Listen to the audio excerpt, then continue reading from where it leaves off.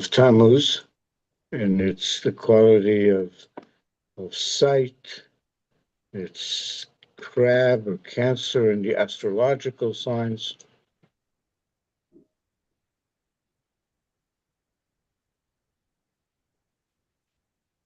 What?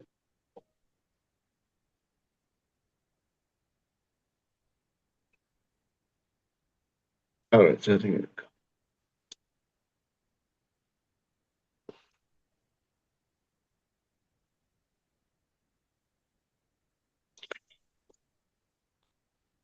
So, and it is the letter Chet in the Hebrew alphabet. And so let's first look at the letter Chet and then look at how Rav Kook. I'll also explain the context of what we're going to be learning. I think I've explained it somewhat, but it's one really. Well, the thing is, there are so many extraordinary moments in his lifetime that you can't really say it's one of the most extraordinary because there are many. But the setting was this. Rav Kook was in London, and the war was going on, and somebody came to him and said, can you prepare a sgula? In the Sephardic tradition, it would be like a pendant, some amulet or something like this, but something to serve as a force for the good in the world situation, which is crumbling. And so he said, bring me pen and paper. They brought him pen and paper, and in a day and a half, he wrote this book, Reish Milin, which is a treatment of the inner teachings of the meanings of the letters and the vowels and the notation marks, the trope of it, and so on. It's really an extraordinary treatment of the letter, the chord letters. It's the area that Sefer Yetzirah covers. And he himself said, it's the most received from the heavens he ever received anything. He said, I just received it and I just wrote it down. It was that sort of, his own description of it was that it was the most received document he ever had in his lifetime. And someone who was writing intuitively and naturally and inspirationally all his life, that this made it quite special. And then he gave it out in his lifetime to people as sgulot. Take this with you before you go to wherever you're going, and so on and so forth.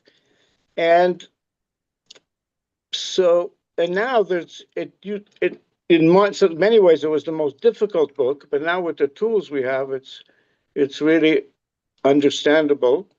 And so that's all right. So what does the letter Zion, the Chet, look like?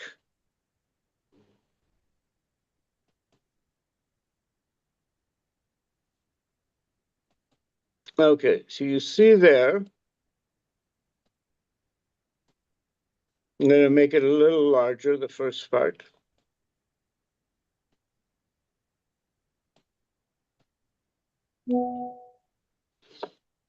The letters go Aleph, Beit, Gimel, Dalet, Hey, Vav, Zion. And Zion was the month of Sivan. And these are all the months since, well, no, the 7 double letters, but the 12 simple letters, sorry. So the month letters until now were Beged,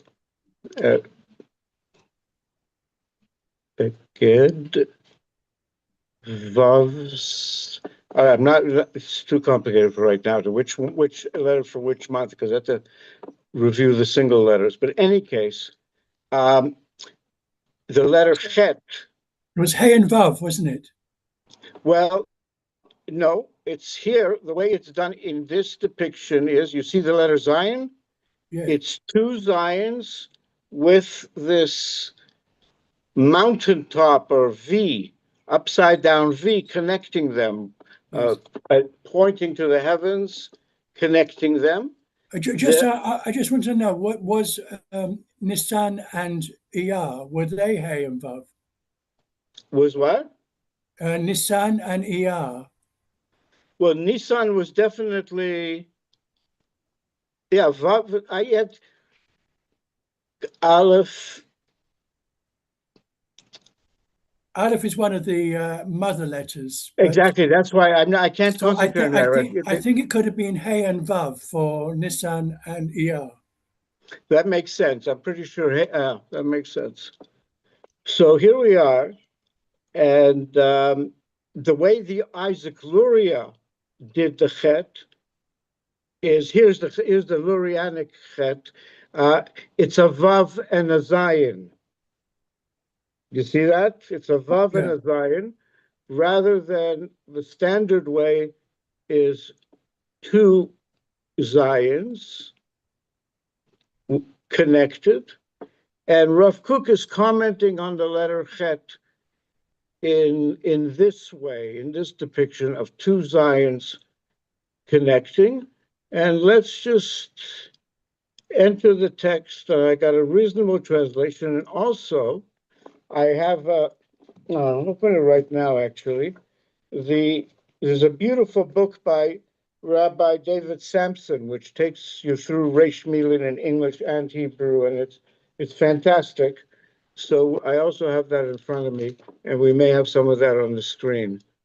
But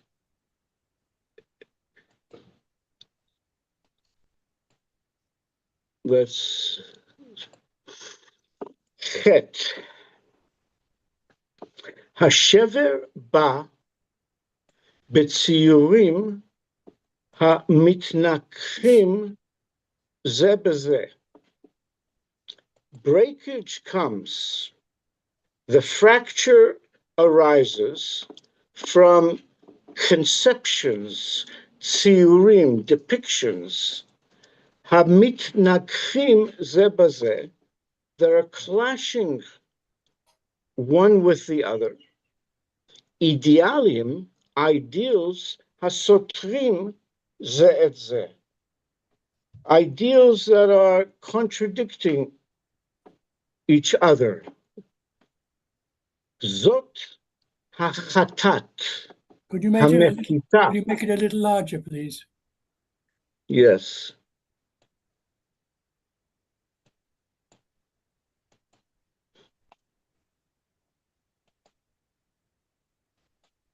Better. No. No. All right. I guess that's a tiny bit smaller.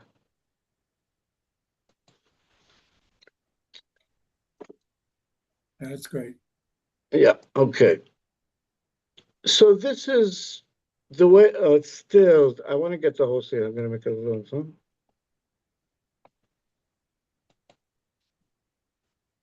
All right.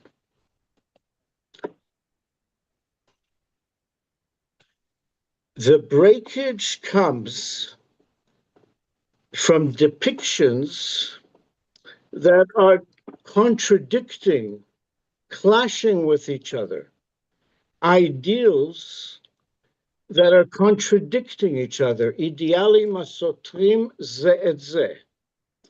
Zot achatat, hamechita. Now, do you see that those words are come out of the letter chet, chatat, and mechita are words that come out of chet.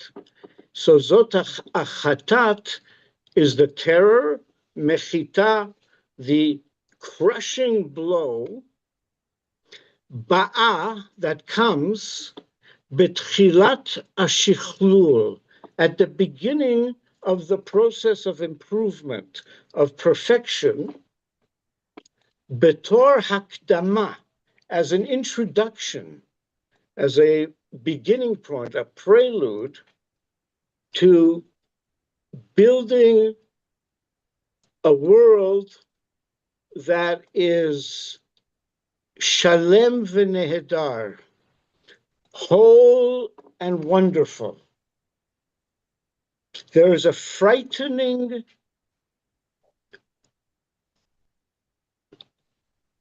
fracture, breakage that comes is the clash of conceptualizations, a clash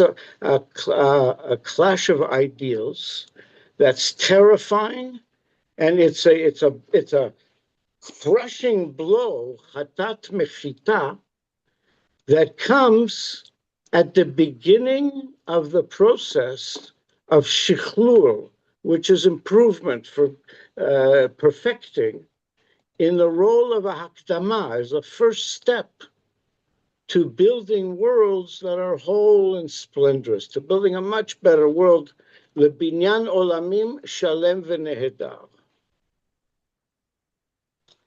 So, shnei zayinim, ze lekabel ze.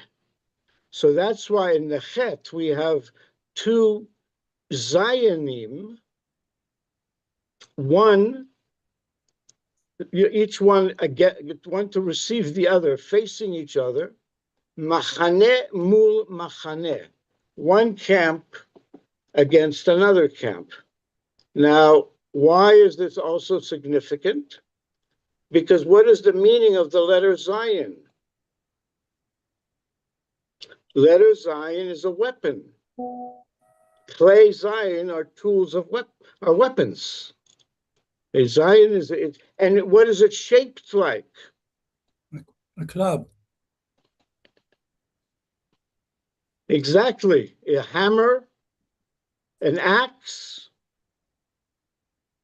a two-headed hammer. That's what a Zayin is. It's a weapon. So the two weapon mechanisms are facing each other. One camp, and Machaneh is often used as a war camp, facing the other war camp. And who's facing here?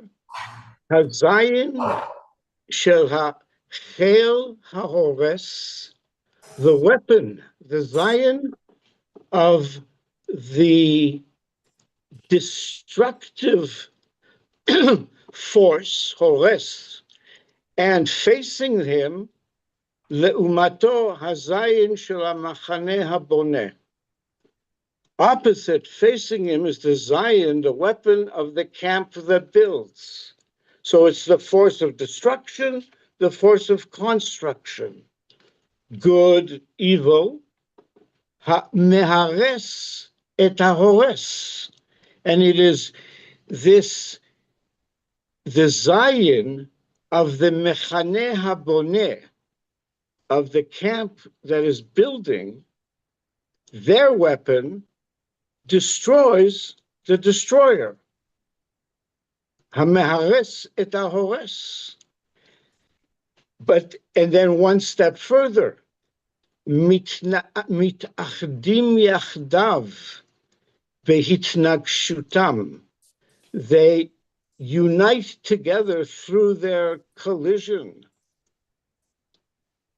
Vehara'asha hoveh, Asha Chove, and this upheaval, Rash is like tumultuous noise, everything comes into being, this battle comes into being. Hamechita mitgale, the crushing blow comes to be revealed. V'harayon ha'elyon, and the higher idea, mechaber et shtei hazayinim beyachad.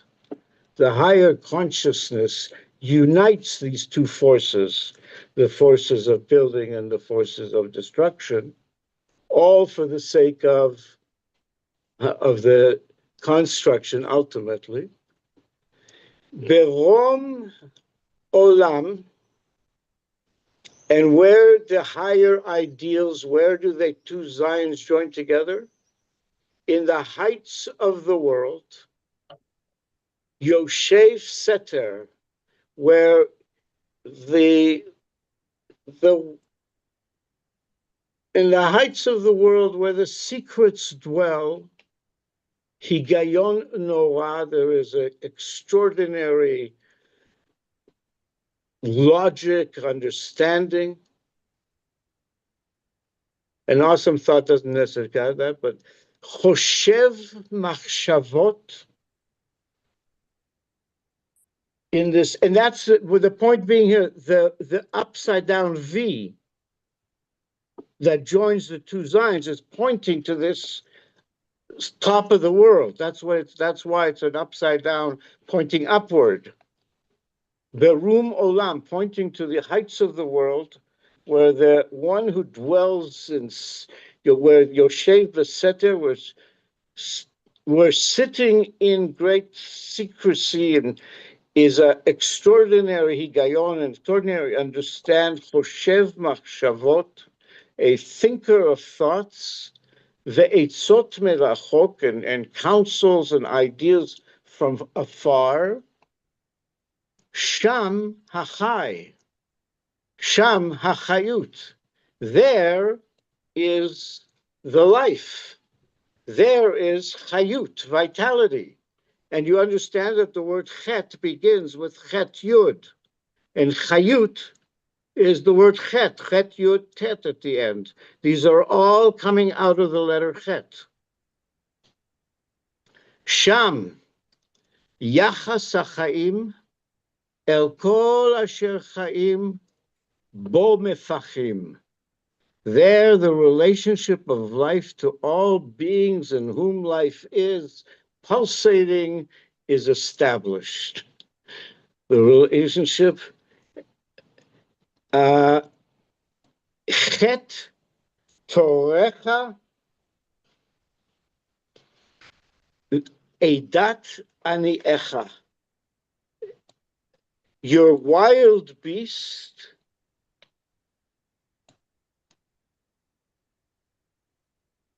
your turtle dove, the congregation of your afflicted ones, the soul of your love.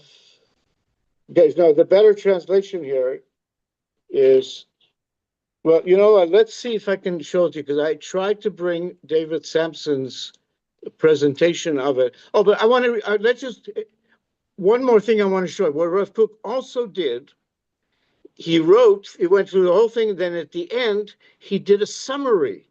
It's called the Havrak. Wait, we didn't even finish this one, sorry. He says, here is the source of where the relationship of all life to all beings in whom life pulsates is established. I guess your wild beast is the destructive force, your turtle dove is the building force, the congregation of your afflicted ones. And here we have Oz HaMilchama, VaMilchama Neged HaMilchama, and the might of war and a war against war, Mehave et HaChaim, that constitutes life. That is the Mehave. That's what happens in life. It constitutes life in all its values and meanings, all the wars against war, and also all the wars that fight. We're defining our reality through this. In all their branches and ramifications. And that's it. That's what he wrote about the letter Chet. Let's read their treatment, but then I'm going to read you the précis, because that's, sorry, the précis in a minute. But here, Rav Kook interprets the Hebrew letter Chet as composed of two Zions joined together by a single, well, it's not roof-like bar. It's not a bar. It forms an arrow or an fancy way. But the two Zions symbolize two opposing forces, force of destruction, force of construction.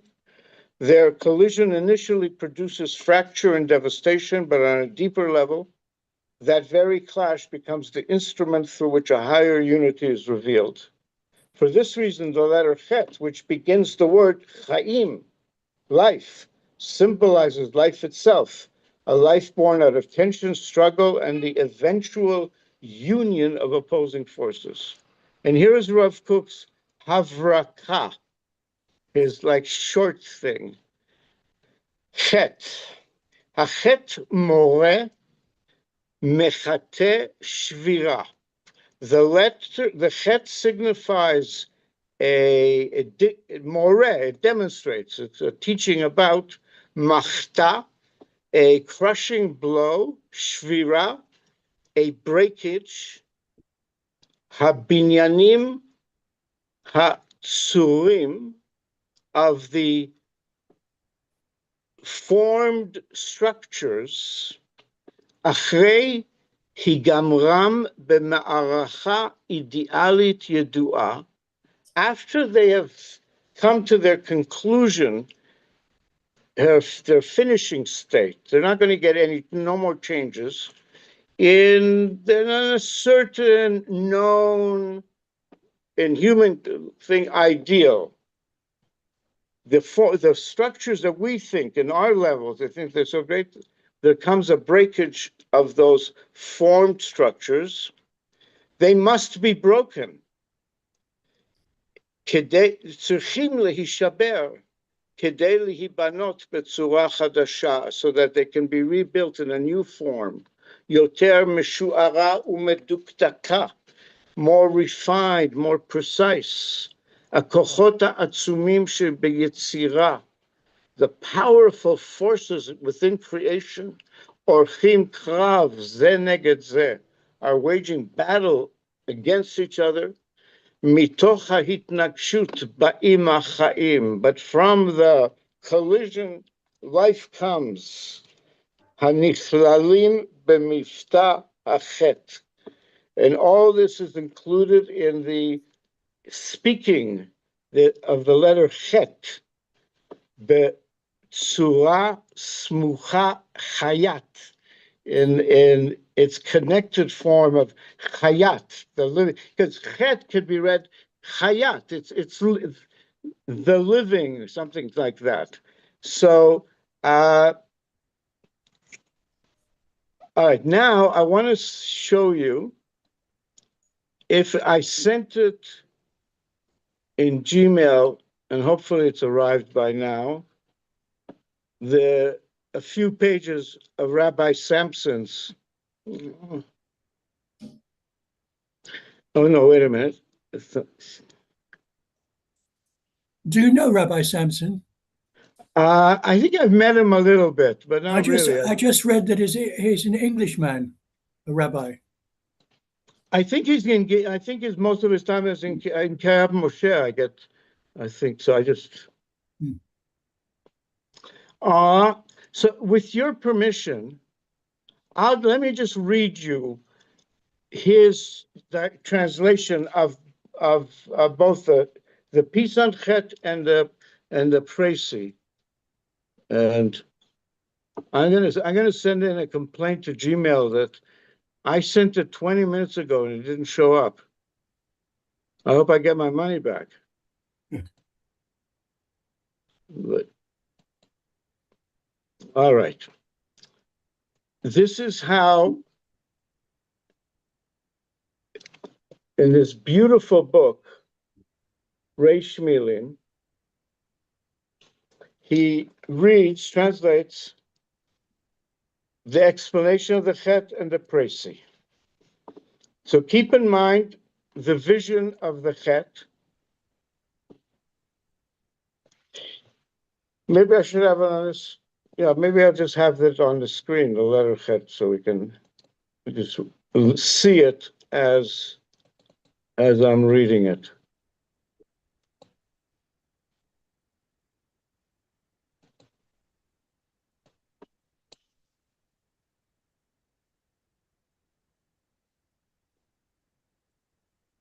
All right, so here's the letter Chet.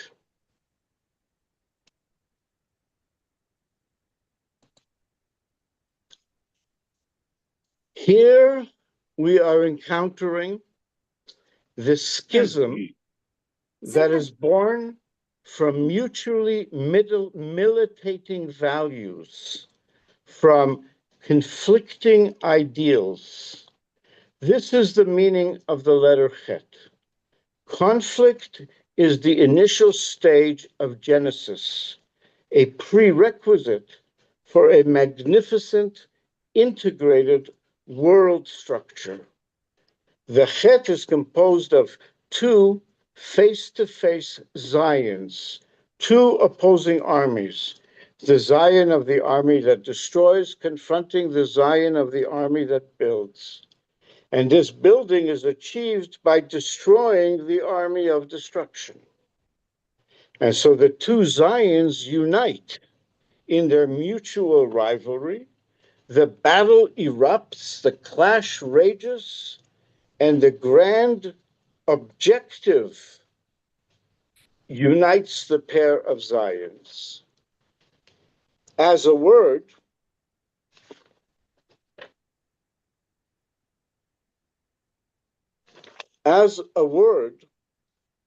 Chet is spelled Chet Yud Taf, which is read Chayat, which means the life of, the living things of.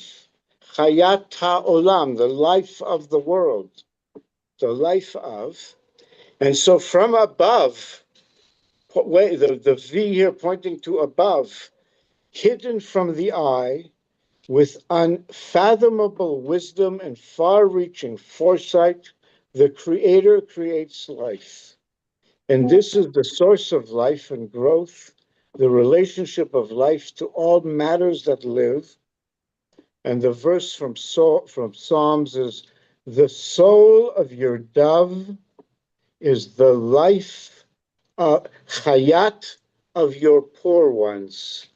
So Rav Kook explains that these two seemingly opposite meanings of the letter Chet are actually one. And then he quotes just a little bit from the Précis, brazen war and war against war generate life with all of its values and meanings, with all of its offshoots and branches. And may we be blessed. We are blessed to be in this dynamic, the ones that are chosen to go to war to destroy war. So may we, war is going to war with us so that we will destroy war. So I bless us that we're able to really bring living energy to the world, chayat energy, and bring the world to its fullest being. This month and always, Venomar. Amen. Amen, amen, amen. So I hope you found that interesting. It is some of the most extraordinary Torah teachings there are, because every word, then, once you know the letters on this level, what the words that it makes up of, the whole language opens up. It's extraordinarily rich, and we're blessed to have it. So now let's go back to the text, because we're starting the new piece, the new section.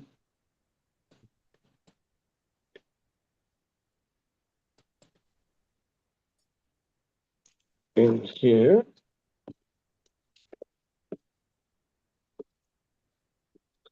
All right.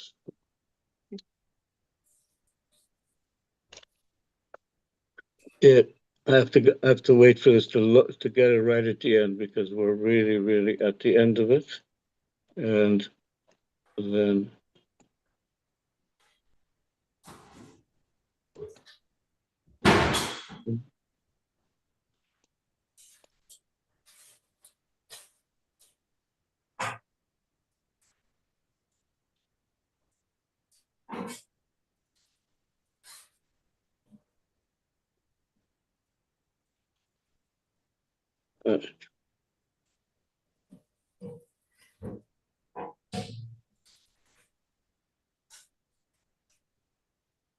Okay, so the piece we were on, the beginning of the chapter, and we'll review that and go to the second piece.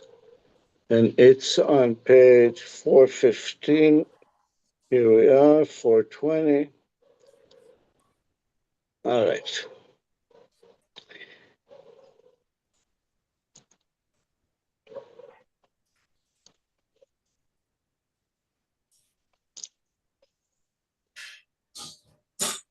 All right. Notebook 8, piece 25, and it begins with a single statement which has huge implications. Haratzon yesod ha'chaim hu. The will is the very foundation of life. Our will, hu muchach liot poem b'chaim. It has to be pulsating actively within life. Morality, Torah, every holy, exalted light, every activity of in the holy light, tzarich hu lif'ol alav leyashro, has to act upon the will to direct it yashar, in the straight path, the way of Israel, derech hayashar, but not to weaken the strength of the will. The will is our strongest force, and it's our most powerful force, and we can't weaken it. It's like a type of living suicide to not use our own, not to experience our own strength.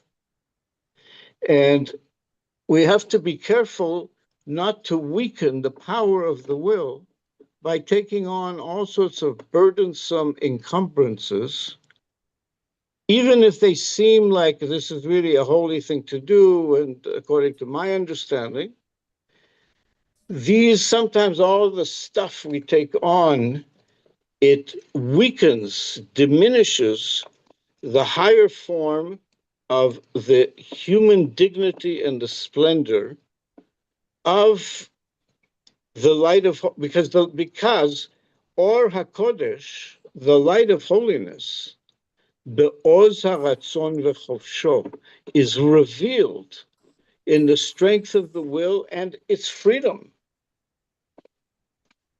Behodo haranan hu mitgaleh, in the fresh, vibrant majesty of the will, the light of holiness is revealed. It is manifested. And here it's a statement against Israel. New Israel, you didn't call me. You grew weary. You didn't use your will. You were too tired in Isaiah, because therefore the reduction of all the excessive burdens is one of the aims of the divine Torah, so that we can give our spirit full expression. And this gives a path of life and a straight course to every force of the will. It really allows the will to go freely rather than be burdened by all sorts of things that are not necessarily, not necessary for us. And then, but once we remove those obstructions, then we're able to, for our will to get in touch from mimeva'oha amitz, to get in, sort of to bring forth its power from its mighty spring, from the very source of life. And then we're really in touch with, if all our activity is coming out of the mevo'or ha'amitz, the mighty wellspring from the very source of life, well, then it's going to be, I mean, you can't even describe, I don't even want to limit it by saying anything, but let's just read the descriptions here. The will, I'm going to make it a little smaller so it's all there. So.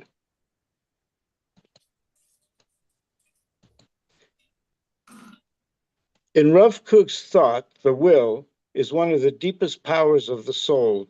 It's not a merely momentary desire, but it's the fundamental life force that drives growth, creativity, morality, and spiritual ascent. And that's why it says we need to leyasher it. The Torah's role literally means that to make it straight. The Torah's role is not to crush the will, but to direct it and to refine it, because we don't want to blur, dull, weaken, obscure its strength, because we'd be dulling, weakening, obscuring the majesty, dignity, and splendor of the human being is experienced in the strength and the freedom of the will. This is a striking phrase because Rav Kook presents that through, that presents through a vigorous and free will, rather than through its suppression, then authentic holiness comes through. The central idea is that for Rav Kook, Torah, morality are meant to guide and elevate the human will, not extinguish it. And any religious system that leaves a person spiritually exhausted and inwardly broken has failed to express the true light of holiness. The ideal is a will and a religion that enables the will to be both powerful and purified, a life force that's flowing directly from the source of life. Any religious system that leaves a person spiritually exhausted, inwardly broken, has failed to express the true light of holiness. So I really want to bless us that certainly in the return to Israel, the spiritual exhaustion, there is an extraordinary revitalization, and we're working to holiness. But may we be blessed. We're created. The will is our most divine feature, and so we may be blessed to be both powerful and pure, and then we're really tapping into the divine and bringing divinity into the world, and so that the world is truly holy and evil doesn't exist. B'mhera b'yameinu v'nomar. Amen. Amen, amen, amen. All right, so we can do the next piece in this. It's a short piece. It's only a few lines, but we'll have moved ahead, and I think I have the Hebrew and English here. Okay.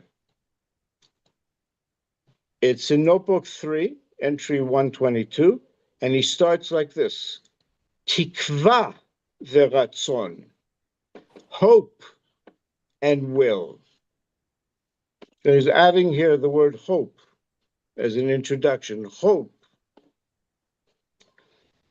And I suppose hope can be a stepping stone to then, all right, well, let's make it happen. And of course, the fact that Hatikva is Israel's anthem, so on and so forth. Tikva v'ratzon, hope and will. Zehu yesod ha'chaim ha'ruchaniim shemitgalim be'adam. These are the foundation, tikva and ratzon, hope and will, are the foundation of the spiritual life that is revealed within a human being. V'kefi midat sitko shel ha'adam, and according to the measure of a person's tzedek, a person's righteousness, Hem, the will, the hope and the will, hem mitztayarim, they are formed, they take shape, be'ofen hayoter tov v'na'im. That which you hope for and that which you will for comes forth in the best, most pleasant way, if you're really doing it b'tzedek. Vehem atzmam hanoam ve'atov. And I guess the hope and the will are themselves the pleasantness and the goodness, just having that. U mahatiyutam, and their mahut, their basic essential being, mitchadeshet mitochuyutam bechol et, is a constantly renewing force at every moment. When you have the implication being the hope is for something wonderful, something good. Not that you hope for something bad, but it's really hoping for the best.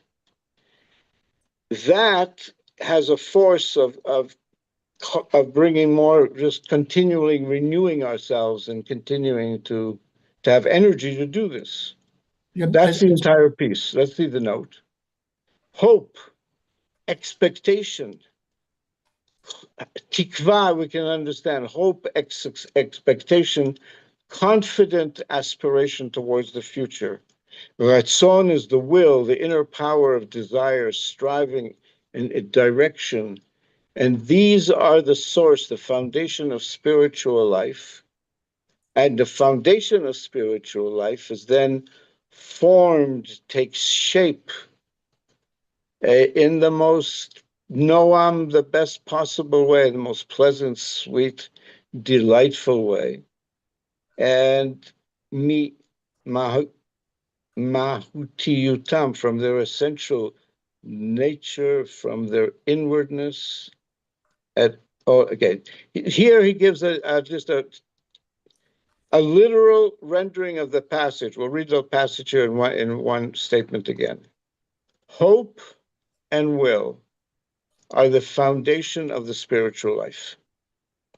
According to the measure of a person's righteousness, they, hope and will, are formed in the most good and pleasant way. And then they themselves are the pleasantness and the goodness. And their essential nature is renewed from within their own being, from their own inwardness at every moment. Another example of a recurring theme in Rav Kook, that hope and will are not merely psychological states, they are fundamental spiritual realities. And as a person becomes more righteous, these powers of hope and will become purer, more beautiful, more life-giving, and continually renewing themselves from their inner source.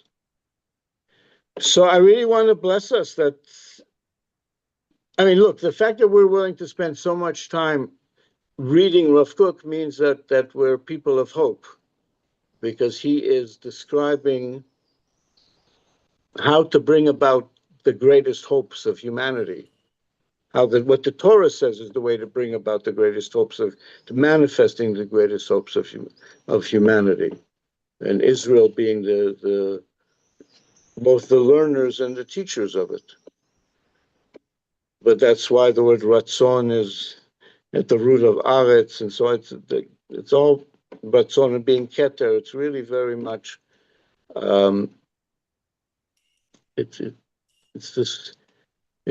these are fundamental spiritual realities that when we can tap into them, we can really make a much more beautiful world. And let's read the next one as well. It's also only 2 lines. And it's Sarif from notebook 1 in Yafo. Sarif sheikadel haratzon bichlal bekocho hashalem. it has to happen. Tzarich, it is necessary that the will be yitgadel, grown, enlarged with all its full strength. The will must tzarich sheyitgadel haratzon beklal bekocho shemo. The will must be enlarged in its full strength. I don't know why I put the word first in there, but I get, because here, v'achar kach, once we do that, and after that, mefatchim oto bekodesh, then we develop the will in holiness, directed to holiness. V'derech hachinuch haragil tzarich liot. And so the path of regular education should be bein lektanim, bein legdolim, bein lektanim, whether to adults or children. The regular education should be for both adults and children. First, hagdalat haratzon v'hagbarato, the enlargement, the growing of the will, and its strengthening it. Afterwards, tziftzuf taharato, the polishing of its purity, ve'tufat ha'idealiot shelo, and the soaring flight of its idealism, ke'echad, as one, to bring all those together. Brilliant. That we have to, so I want to bless us that we're able to really strengthen our will to its fullness, so then that we can use that power to enlarge the holiness, develop the holiness, and that we really learn, all the children and all the adults in Israel and through us the entire world, to unite the great strength of the will and purifying it and having our will direct us to manifesting the highest ideals. It's that unification that makes us powerfully good people, and individually and collectively. So may we all strengthen our will, purify it, and soar in the idealism that our divine will is an expression of. It's and really unify both our powerful will and our highest spiritual goals and visions, but that they be spiritual to make the physical reach its perfection, shichlul, its perfection. B'meira b'yameinu v'nomar. Amen. Amen. Amen. Amen. May our reigning and yearning bring victory to all of Tzva Ganal Yisrael, healing to all the wounded, comfort to the mourners, and elevation of all the holy souls, and pleased to bring peace to the entire world. Venomar. Amen.